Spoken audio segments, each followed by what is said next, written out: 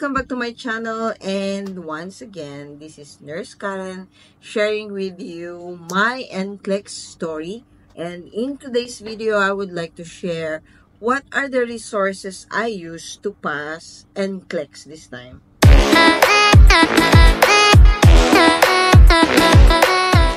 Hello! Ito na naman po tayo, another day. When I first took NCLEX, I used UWorld as my reviewer, and unfortunately, I failed. But I don't have anything against UWorld. I don't want to be biased because with the 3,000 questions in the UWorld question bank, I think I've only reviewed around 1,500 questions in it. And not even one of the questions that I reviewed came out on my NCLEX exam when I first took it. See, most of the questions that I was able to review in the UWorld question banks were about job descriptions of UAP or the unlicensed assistant personnel, and then LVN or LPN were in the licensed practical nurse job description, and then of course the registered nurse. I was able to familiarize myself also about OB-GYN questions like the use of oxytocin and something like that.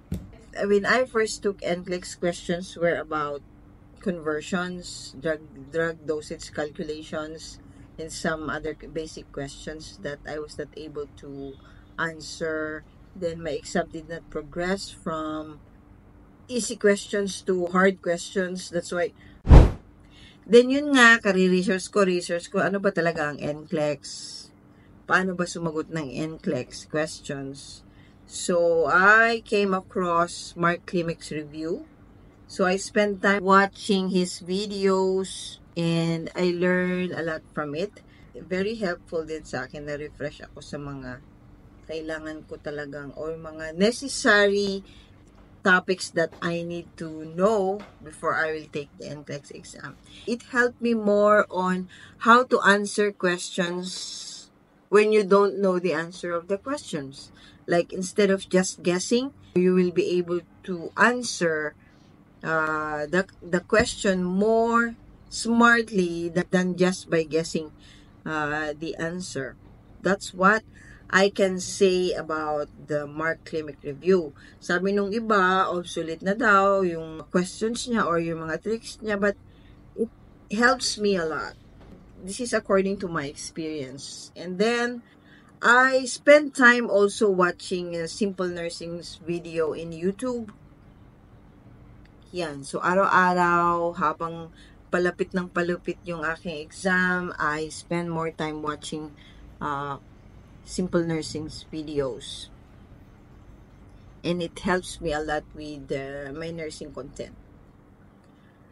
Then, since Simple Nursing did not transist from next generation NCLEX questions at that time, so search pa ako, I came across also with RIMAR review wherein dinidiscuss na niya yung paano yung questions or what are the format of the questions with the new generation NCLEX. I even purchased her V2. Pero sabi ko nga, hindi ko na naman siya natapos. Siguro mga 100 questions lang. But I made sure that I became familiar with the format of the questions. Kasi nga, sabi nila at least mga 18 questions or something. 30 questions will be incorporated with the NGN NCLEX.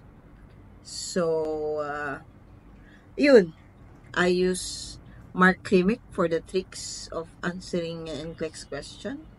For my nursing content, I use Simple Nursing and RIMAR. And then, for the NGN format questions, I use RIMAR. And I pass. So, I hope you too. How many times really I ignored NCLEX. Sabi ko, hindi na ako mag-NCLEX, hindi na ako mag-exam, ganyan. Kaya tumagal ng ganito, kaya ngayong 50 years old lang ako, tsaka ako talaga nagbigay ng time. Because there is always that voice in my head that says, hoy, mag-NCLEX ka na. So I took it, and I passed. So I hope you too. But I still believe that no matter what you will review, no matter what reviewer you will use, if all the questions you reviewed will not come up to your exam, of course, possibility that you will not pass the NCLEX. Swerte mo kung yung ni-review mo, yun ang lalabas sa NCLEX exam mo.